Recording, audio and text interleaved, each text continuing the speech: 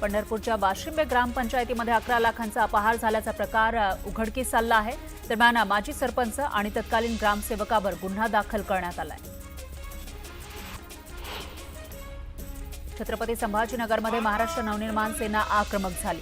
पार्किंगच्या नावाखाली होत असलेली लूट थांबवावी तसंच महापालिकेने वाहनांच्या पार्किंगची व्यवस्था करावी अशी मागणी यावेळी कार्यकर्त्यांनी केली। शिर्डीच्या साईबाबा संस्थानला एक अनोखी भेट मिळाली आहे। दक्षिण भारतातील तेलंगणा आणि आंध्र प्रदेशातील 5 साई भक्तांनी साईबाबांची वेगवेगळी 5 शिल्प साईबाबा संस्थानकडे सुपूर्द केली। रत्नागिरीच्या अजगणीमध्ये कोका कोला कंपनीसमोर बेकायदेशीर मोर्चा काढण्यात आला। या प्रकरणी 450 ग्रामस्थांवर गुन्हा दाखल करण्यात आलाय।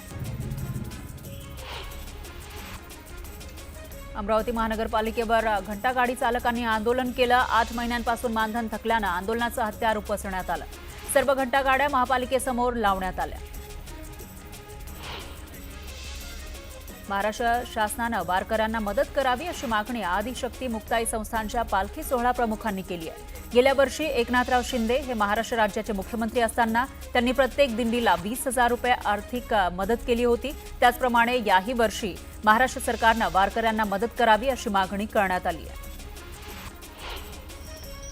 केज तालुक्यातील सासुरा इथल्या एकनाथ महाराज मठ संस्थानात झालेल्या भ्रष्टाचाराविरोधात वारकरी 3 दिवसांपासून उपोषण करतायत। मात्र प्रशासनाकडून उपोषणाची दखल घेतली जात नसल्यानं वारकऱ्यांनी जिल्हाधिकारी कार्यालयासमोरील झाडावर चढून टाळ वाजवून हरिनामाचा गजर करत आंदोलन सुरू केलं। ठाकरे गटाच्या उपनेतेपदी जळगावच्या वाघ यांची निवड करण्यात आली। यावेळी त्यांच्या कार्यकर्त्यांनी जोरदार जल्लोष केला। यावेळी गुलाबराव वाघ यांना खांद्यावर घेऊन नाचत कार्यकर्त्यांनी फटाक्यांची आतषबाजी करत जल्लोष केला। महावितरण कंपनीकडून 1 ते 6 जून या दरम्यान विद्युत सुरक्षा सप्ताह साजरा केला जातो। या पार्श्वभूमीवर कराडमध्ये रन फॉर सेफ्टी मॅरेथॉनचं आयोजन करण्यात आलं। जळगावातही वैष्णवी हगवणे प्रकरणाची पुनरावृत्ती पाहायला मिळालेली आहे। एरंडोल परिसरामध्ये राहणाऱ्या 34 वर्षीय विवाहितेनं सासरच्या छळाला कंटाळून गळफास घेऊन जीवन संपवलं। या प्रकरणी मृत महिलेच्या भावानं गुन्हा दाखल केलाय। पैठणच्या संत एकनाथ महाराजांच्या पादुका यावर्षी चांदीपासून बनवलेल्या रथातून पंढरपूरला जाणार आहे। आषाढी वारीनिमित्त पैठणवरून संत एकनाथ महाराज पालखी सोहळ्याचं 18 जूनला विठू माऊलीच्या दर्शनासाठी पंढरपूरला प्रस्थान होणार आहे। साताऱ्यातील किल्ले अजिंक्यतारा रोडवर दरड कोसळली। मागील 2 दिवसांपासून पावसाच्या सरी कोसळत आहेत, त्यामुळे घाट रस्त्यावरील दरडी कोसळण्याचं प्रमाण वाढलंय। अद्याप दरड हटवण्यात आलेली नाही, त्यामुळे 4 चाकी वाहनं किल्ल्यावर जाऊ शकत नाही। हिंगोलीमधील जिल्हा परिषदेतील कनिष्ठ सहाय्यकाचा उद्योग समोर आलाय। हिंगोलीमध्ये शासकीय निधीचा चेक स्वतःच्या बँक खात्यामध्ये जमा केला। यावेळी बँकेला संशय आल्यानं त्यांनी तो चेक जिल्हा परिषदेला परत केला। या प्रकरणी कर्मचाऱ्याला कारणे दाखवा नोटीस बजावण्यात आली। जळगावच्या 40गाव तालुक्यातील 7 गावांना टँकरनं पाणी पुरवठा केला जातोय। 11 गावांमध्ये विहिरीचं अधिग्रहण करण्यात आलं आहे। गिरणा धरणात अवघा 20%च जलसाठा शिल्लक आहे, त्यामुळे आता शेतकऱ्यांना दमदार पावसाची प्रतीक्षा आहे। छत्रपती संभाजीनगरात वैयक्तिक आयुष्यातील तणावातून 24 तासात तिघांनी आत्महत्या करत जीवन संपवलंय। एका 19 वर्षीय तरुणानं तर 2 30शीतील तरुणांनी आत्महत्या केली। अकोल्यातील तेल्हारा डेपोतील बस अक्षरशः भंगार झाल्या। अशाच बसमधून प्रवाशांना प्रवास करावा लागतोय। यावेळी पावसाळ्यामध्ये बसला गळती लागल्यानं चक्क ताडपत्री टाकण्यात आली। याचाच एक व्हिडिओ सध्या व्हायरल होतोय। सोलापूर विद्यापीठातील एका अभ्यासकानं अनोखा शोध लावलेला आहे। पर्यावरणाच्या दृष्टिकोनातून हानिकारक असणाऱ्या प्लास्टिकला खाणारा जीवाणू या संशोधकानं शोधलेला आहे। पेटंटसाठी त्यांची नोंदणीही झाली आहे। खरीप हंगामाच्या तोंडावर राज्य सरकारनं सुरू केलेल्या मोफत बियाणे योजनेतील तांत्रिक अडचणींमुळे शेकडो शेतकरी वंचित राहण्याची शक्यता आहे। शुल्क घेऊनही बियाणे मिळत नसल्यानं शेतकऱ्यांना मनस्ताप सहन करावा लागतोय।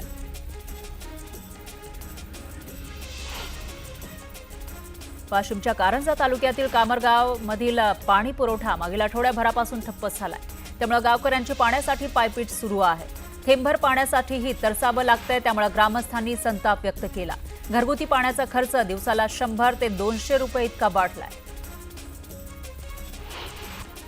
चंद्रपुरातील तुकुम महामार्गावरील फुटपाथवरील अतिक्रमण हटवण्याची कारवाई पालिकेनं सुरू केली आहे. मोहिमेदरम्यान 15 ट्रक इतके अतिक्रमण साहित्य जप्त करण्यात आलं. तसंच रस्त्याच्या कडेला अतिक्रमण करून उभारण्यात आलेल्या टपऱ्या, साहित्य आणि अन्य अडथळा ठरणाऱ्या वस्तू हटवण्यात आल्या. रोकडो बावडीमध्ये 10 महिन्यांचं बाळ खेळताना पाण्याच्या बादलीमध्ये पडलं, त्यामुळे त्याचा मृत्यू झाला. पाण्यानं भरलेली ही बादली होती, त्यामध्ये हा बाळ पडलेलं होतं आणि त्यानंतर त्याचा मृत्यू झालाय. तर या घटनेमुळे परिसरात हळहळ व्यक्त केली जाते. छत्रपती संभाजीनगरमध्ये महापालिकेला प्राप्त झालेल्या पंतप्रधान आवास योजनेच्या अर्जांपैकी तब्बल 40,000 लाभार्थी पात्र ठरले. मात्र घरांची संख्या 11,000 असल्यानं लवकरच लाभार्थी निवडीची प्रक्रिया सुरू होणार आहे. डॉ. बाबासाहेब आंबेडकर मराठवाडा विद्यापीठामध्ये परीक्षांमधील गोंधळ आणि बेजबाबदारपणा टाळण्यासाठी कुलगुरू डॉ. विजय फुलारी यांनी ॲक्शन प्लॅन तयार केलाय. पाठवण्यात येणाऱ्या प्रश्नपत्रिकांचा पासवर्ड एक्सटर्नल आणि ज्युनियर सुपरवायझर यांनाच दिला जाईल. शिवाय केंद्रावरील प्रत्येक हॉल सीसीटीव्हीनं जोडणं बंधनकारक असेल. त्याचा कंट्रोल परीक्षा विभागातील वॉर रूममध्ये असेल. आग्यामोहच्या माशांना परफ्यूम अर्थात अतराच्या काही विशिष्ट फ्लेवर्सचं आकर्षण असतं. शिवाय बीडी, सिगारेटचा धूर, गोंगाट या कारणातूनही माशा पर्यटकांवर हल्ले करतात. त्यामुळे अजिंठा लेणीमधील मधमाशांचे पोळे हलवण्यात येणार आहेत. दुर्गाडी किल्ल्याची संरक्षण भिंत कोसळल्यानंतर भिंतीचा जो भाग कोसळला होता त्यामागची माती काढून त्यामध्ये सँड आणि नैसर्गिकरित्या तयार झालेल्या खडकांचा वापर करून भिंत पुन्हा बांधली जाणार आहे. पावसानं उघडीप दिल्यानंतर काम करता येईल, मात्र काम संथ गतीनं चालेल असं पुरातत्व विभागानं सांगितलंय. भुसावळमध्ये छत्रपती शिवाजी महाराजांचा राज्याभिषेक सोहळा संपन्न झाला. छत्रपती शिवरायांच्या अश्वारूढ पुतळ्याला सकल मराठा समाजाच्या वतीनं पुष्पहार अर्पण करण्यात आला. सिल्लोडमध्ये शिवराज्याभिषेक सोहळा साजरा करण्यात आला. या कार्यक्रमाला आमदार अब्दुल सत्तार यांनी उपस्थिती लावली. बुलढाण्याच्या छत्रपती शिवाजी महाराज मंदिरात शिवराज्याभिषेक सोहळा साजरा करण्यात आला. यावेळी पारंपरिक पद्धतीनं महाआरती करण्यात आली. शिवप्रेमींनी मोठ्या संख्येनं कार्यक्रमाला हजेरी लावली. वाशिमच्या अकोला नाका परिसरामध्ये शिवाजी महाराज राज्याभिषेक सोहळा साजरा करण्यात आला. यावेळी पालकमंत्री दत्तात्रय भरणे यांनी महाराजांच्या अश्वारूढ पुतळ्याला पुष्पहार अर्पण करून अभिवादन केलं. नंदुरबार तालुक्यातील पूर्व पट्ट्यातील खर्दे, शनीमांडळ, तिलाली, सैताने आणि आखतवाडे या गावांना पावसानं झोडपून काढलंय. वादळी वाऱ्यामुळे झालेल्या पावसामध्ये वीज पडून शेतकऱ्यांचा मृत्यू झाला. पुण्यातील कोरेगाव पार्क परिसरामध्ये जोरदार पाऊस झाला. अचानक आलेल्या पावसामुळे नागरिकांची एकच तारांबळ उडाली. येवल्यामध्ये सलग झालेल्या पावसामुळे काढणीला आलेला कांदा भिजून खराब झाला. 3 एकरावरील कांदा पिकावर नांगर फिरवण्याची वेळ शेतकऱ्यांवर आली. एका आठवड्याच्या विश्रांतीनंतर येवल्यातील ग्रामीण भागामध्ये पावसाचं पुनरागमन झालंय. मुसळधार पावसानं चांगलं झोडपून काढलं, त्यामुळे शेतकऱ्यांमध्ये समाधानाचं वातावरण आहे. तर लवकरच पेरणीला सुरुवात होणार आहे. पावसामुळे रायगड जिल्ह्यामध्ये शेतकऱ्यांचं मोठं नुकसान झालंय. शेतकऱ्यांना नुकसान भरपाई देण्याची मागणी शेकापनं केली आहे. मागणी मान्य न झाल्यास आंदोलन करण्याचा इशारा शेकापच्या प्रवक्त्या चित्रलेखा पाटील यांनी दिला. 13 किंवा 14 जूनपर्यंत मान्सून पश्चिम विदर्भामध्ये सक्रिय होण्याचा अंदाज आहे. त्यानंतर 17 जूनपासून सर्व विदर्भात मान्सून सक्रिय होईल. तर नागपुरात पावसाचा जोर कमी असल्याचा अंदाज वर्तवण्यात आला. राज्यात येत्या 3 दिवसांमध्ये पुन्हा वादळी वाऱ्यांसह विजांच्या कडकडाटात पावसाची शक्यता आहे. मुंबई, ठाणे, पुण्यासह 30 जिल्ह्यांना येलो अलर्ट जारी करण्यात आला आहे. सांगली जिल्ह्यामध्ये मुसळधार पावसामुळे जिल्ह्यातील 117 गावांमधील 604 शेतकऱ्यांना फटका बसला. 200 हेक्टरवरील फळ आणि बागायती पिकांना फटका बसलाय. तर कृषी आणि महसूल विभागानं पंचनामे सुरू केले.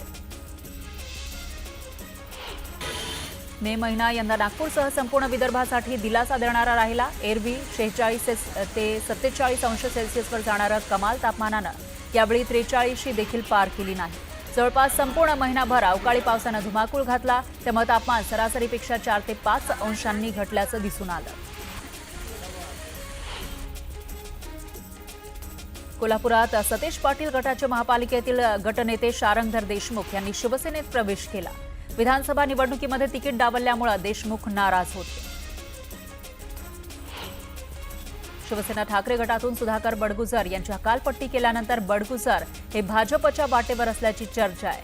बडगुजर यांच्या भाजप प्रवेशाला आमदार सीमा हिरेंनी कडाडून विरोध केलाय.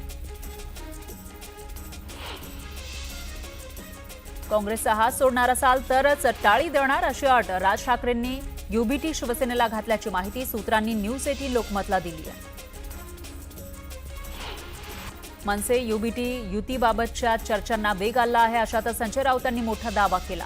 राज ठाकरे आणि उद्धव ठाकरेंचा फोनवरून संवाद झाला असेलही, असं राऊत म्हणाले. मनसे आणि युबीटी युतीबाबत नेते सकारात्मक आहेत, त्यामुळे कार्यकर्त्यांचं मनोबल वाढलंय, असंही ते यावेळी म्हणाले. इतके दिवस राज ठाकरेंच्या निवासस्थानाला कॅफे बोलणाऱ्या संजय राऊतांनी आज चक्क घुमजाव केला. शिवाजी पार्कमध्ये कॅफे नाही तर आमच्यासाठी घर आहे. राज ठाकरेंचं घर आमच्यासाठी दुसरं घर आहे, असं संजय राऊतांनी म्हटलं. तर अमित ठाकरे गोड मुलगा आहे असं म्हणत राऊतांनी अमित ठाकरेंचंही कौतुक केलं. मनसे अध्यक्ष राज ठाकरेंच्या नेतृत्वाखाली आज महत्त्वाची बैठक पार पडणार होती, ती पार पडल्याची माहिती आहे. तर आगामी महापालिका निवडणुकीसंदर्भात राज ठाकरेंनी आढावा घेतला. राज्याचे मुख्यमंत्री आणि गडचिरोलीचे पालकमंत्री देवेंद्र फडणवीस गडचिरोली जिल्ह्याच्या दौऱ्यावर आहेत. महाराष्ट्र छत्तीसगड सीमेवर असलेल्या कवडे या अतिसंवेदनशील भागाला देवेंद्र फडणवीस यांनी भेट दिलेली आहे. तसंच इथल्या आदिवासी नागरिकांशीही त्यांनी संवाद साधला. अजित पवार गटाचे आमदार इद्रिस नायकवडी यांनी नितेश राणेंवर हल्लाबोल केला. बकरी ईद कशी साजरी करायची हे सांगायला नितेश राणे मुफ्ती आहेत का, असा सवाल करत नितेश राणेंनी मुस्लिम समाजाला शहाणपणा सांगण्याची गरज नाही, अशी टीकाही त्यांनी केली.